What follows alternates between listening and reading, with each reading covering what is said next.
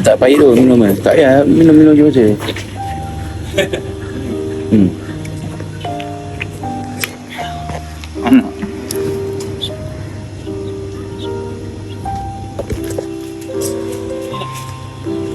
Apa dia?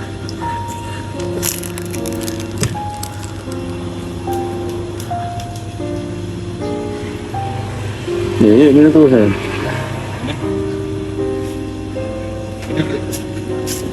Kau yang pahit pun.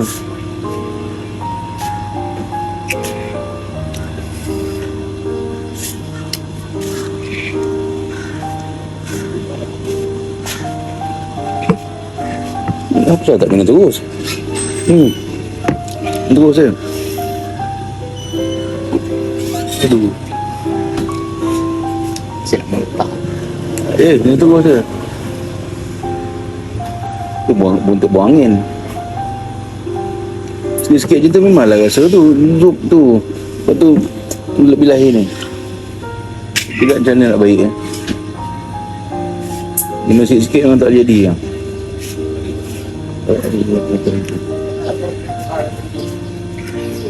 Cara dia minum terus je. Jangan berhenti. Tarik nafas minum.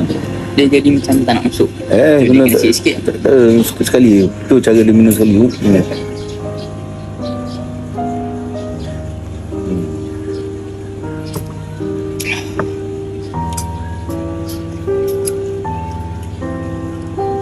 Tak ada apa minum jamu. Mana ada ni.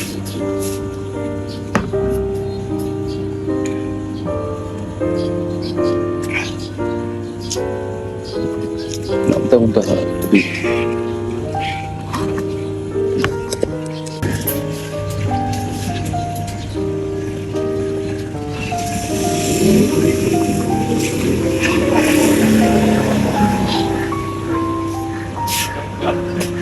macam mana rasa ni?